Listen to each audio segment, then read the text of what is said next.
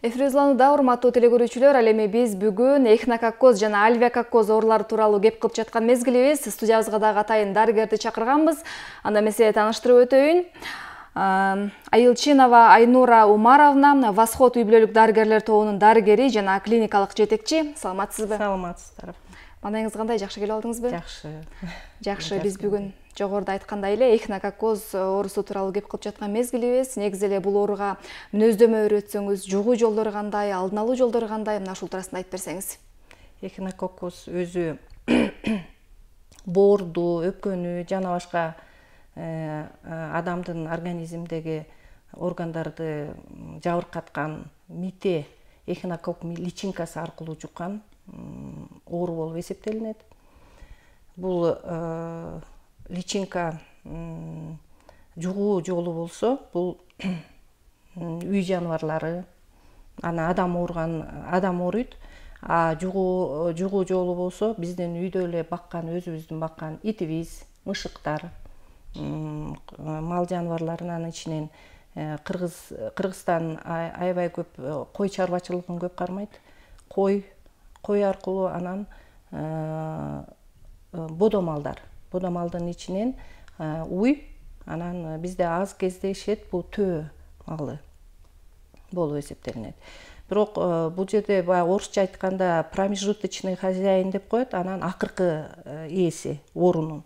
Промежуточный хозяинга биздин адам, киши кирет, анан мал, бул кой, бодомал кирет.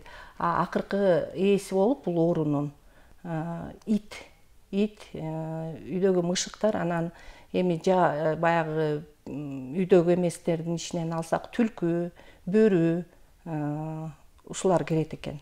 Кирет дагы булардын ичинде баягы личинка, мите деген сөз орусча айтканда паразит деп эсептелинет, паразит. А мите болсо, мите курту иттин ичине кирген учурда баягы иче карнында кишечник, иче карнына, ичегисине кирип, анан ошол жерде өнүгүп өсөт экен. Башка органдарга барбайт, бул ошол жерде өнүгүп өсүп, жетилип, анан өзүнүн жумурткасы жетилген учурда анын баягы 50-55-60 күнгө дейин өсүп жетилет экен. Андан кийин анан заңы аркылуу айлана чөйрөгө чыгат. Ошондо 55-60 күндөн кийин айлана чөйрөгө чыгып, анан тегеректи айлана чөйрөнү булгайт экен. Эми шамал аркылуу булгайт да, же кандай? Жок, шама эгерде кургаган учур болгон учурда бул мите курт айлана чөйрөдө аябай туруктуу. Кургаган күндүн аптабына, суукка, жаан-чачынга, муздакка аябай туруктуу мите болуп эсептелингенине байланыштуу адамга жана малга бул ооруну жугузушуна абдан олуттуу маселени козгойт да. Анан айлана чөйрөдө кандай болуп кургап, ошо өзүң айткандай шамалга да аябай туруктуу, кургап, заңы кургаган учурда анын кыймылы, анан баягы мал чөптөрдү булгагандан кийин мөмө жемиште өсүп турган мөмө жемишке коркунучу аз, бирок жерге түшкөн мөмө жемиштер, алма, өрүктөрдү, анан чөптөргө аябай бул олуттуу коркунуч туудурат да. Адамга жугууда. Бул илдеттен кантип алдын алсак болот, кантип коргонсок болот? Бул илдеттен эң биринчи бардык эле инфекциялык жугуштуу оорулардын катарында бул паразиттик жугуштуу оору катарында эсептелгенден кийин эң биринчи очередте эле бул өздүк гигиена. Өздүк гигиенаны толугу менен сактасак, баягы малга барып малды тейлеп келгенден кийин колду жууп, балдардын баарын эшиктен ойноп келгенден кийин балдардын колун жуудуруп, анан кийин тамак аш жегенде баягы ар бир учурда тамак аш жээрдин алдында балдарды өзүбүздү ушуга көндүрүшүбүз керек да, колду жууп, өздүк гигиенаны толугу менен сактоо.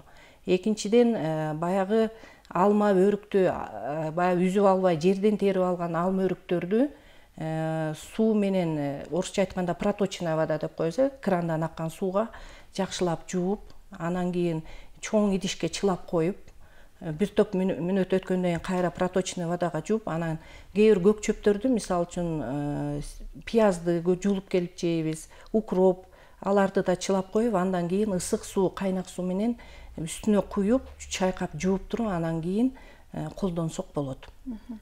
Дагы баягы көбүнчө булору баягы жай мезгилинде, күн ысык мезгилинде жугуп калуу коркунучу көбүрөөк го деп ойлоп турам. Себеп дегенде сиз айткандай жашылча жемиш жерге түшөт, ошол эле балдар эшикке чыгып ит мышык менен ойнойт деген сыңары. Ооба. Балдар да ит мышык менен ойногонду жакшы көрөт. Алар аны сылайт. Сылап, жүнүнө бул мите курту аябай жакшы көрөт экен да. Жүндөрүнө жабышып алып, ошол жерде ал там жылуулукта, ошол жерде көпчүлүк учурда ошол жерде өлүп калбай, баягы жанын багып эле ошол жерде жумуртка жүрө берет экен дагы. Баягы балдар колу менен сылаган учурда анан келип ошол эле колу менен тамакты алып жеши мүмкүн. Анан дагы бакчалардын ичиндеги мөмө жемиштерди жуубай туруп терип жейиши мүмкүн ошол учурда. Бул эхинококоз илдетине чалдыккан адамда кандай белгилер байкалат? Адамдын ооруп калганын кантип билсе болот? Дароо эле байкалабы же көп убакыттан кийин сезилеби? Ушул эмнеси менен коркунучтуу эхинококоз оорусу, илдети. Бул көпчүлүк учурда бул өзүнүн узактыгы менен. Бул ыйлакча адамга киргенден кийин биринчи жумурткасы кирет экен, анан кийин ичеги аркылуу кан тамыр менен боорго, өпкөгө, мээге жана башка органдарга конуп, ошол жерге жайгашып алып, анан илдетти чакырат.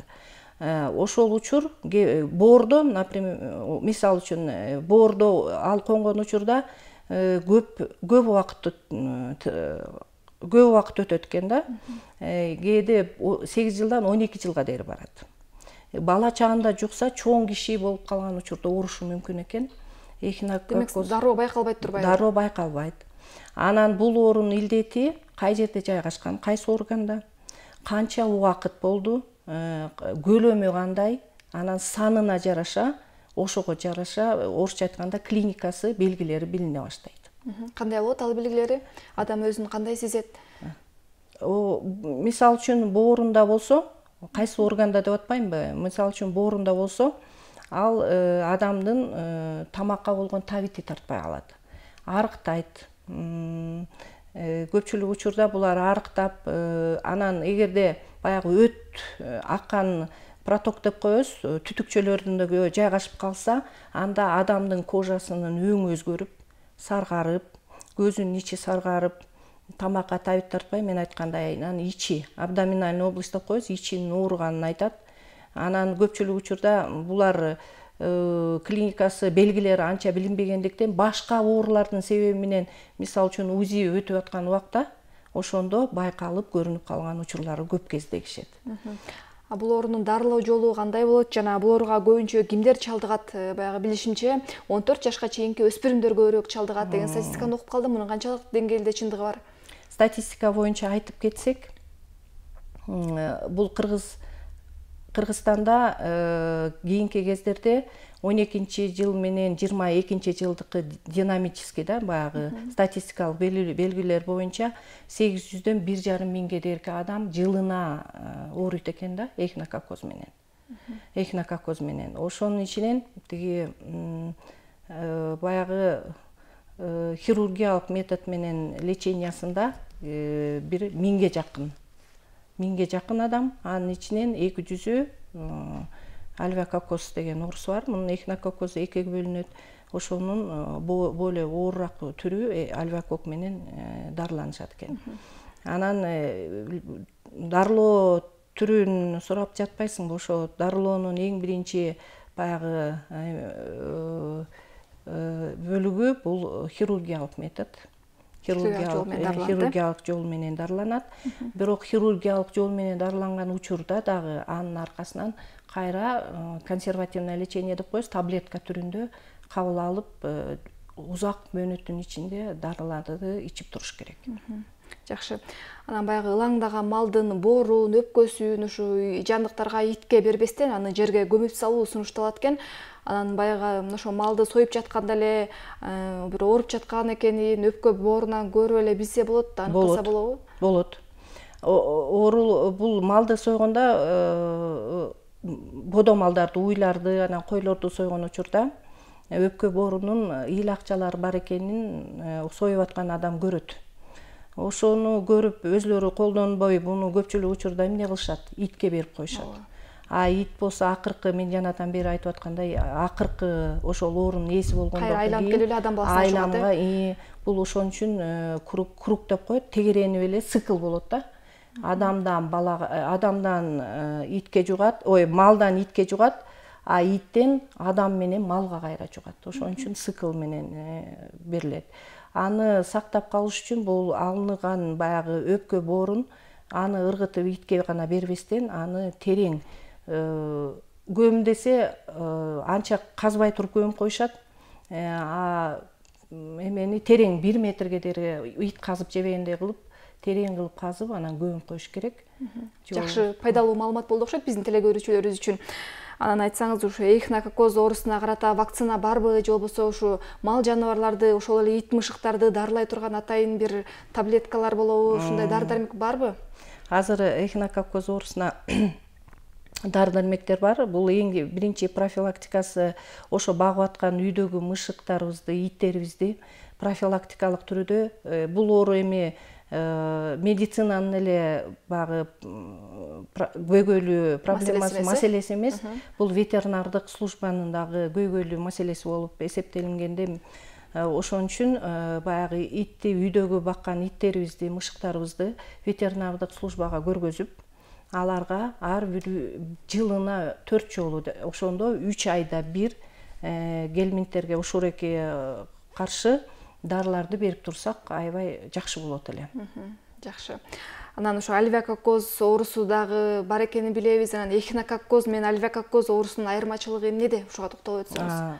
Эхинококоз оорусу экөө эки башка мите окшош да, бирок экөө эки башка мите курт менен баягы ооруйт.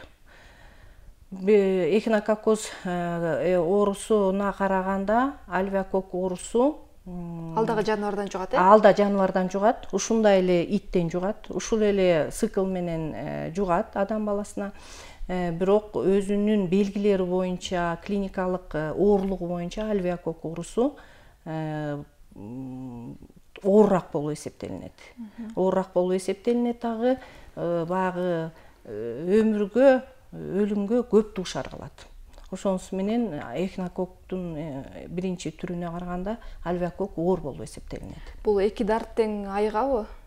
Эгерде эрте билинип, баягы оорду менен дарылоодон өтүп, дарыны баягы мед кызматкерлеринин тилин угуп, дарынын оорду менен ичкен учурда аябай жакшы эле лечение болот да, дарыланып өтүп кеткенге болот. Дарылануу убактысы дагы бир топ жылга созулса керек. Жылга созулат. Бул оору көптө билинип аткандыктан.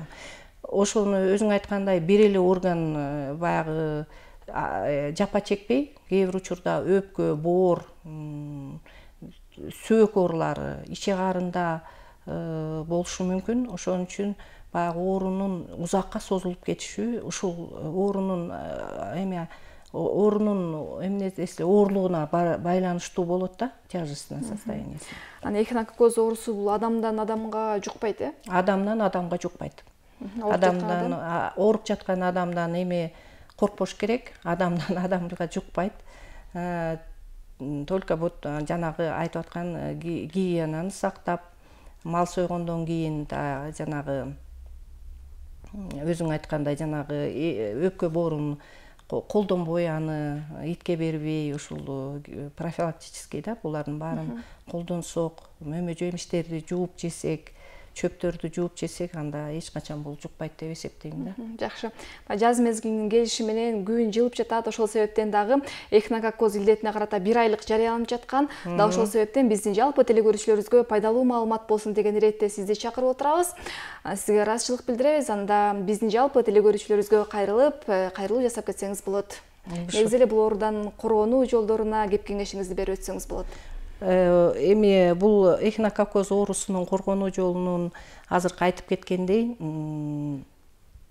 колдон келчү эле нерсе колубузду баарыңарга сунуш кылгандай балдарды, өзүбүздү, малды тейлеп келгенден кийин колубузду жууп, бакчадан алма өрүктү терип келгенден кийин азыркы айтып өткөндөй жакшылап жууп, ушулардын малды сойгондон кийинки ар бир нерсени көңүл буруп карасак, өзүбүздүн балдарыбызды, келечегибизди ойлосок деп ойлойм да. Рахмат, терең ыраазычылык билдиребиз. Ал эми бизде конокто Айылчинова Айнура Умаровна, Восход үй бүлөлүк дарыгерлер тобунун дарыгери жана клиникалык жетекчиси болду. Ишиңизге ийгилик каалайбыз. Ал эми Көл таңы берүүсү өз эфирин алдыга карай улантат.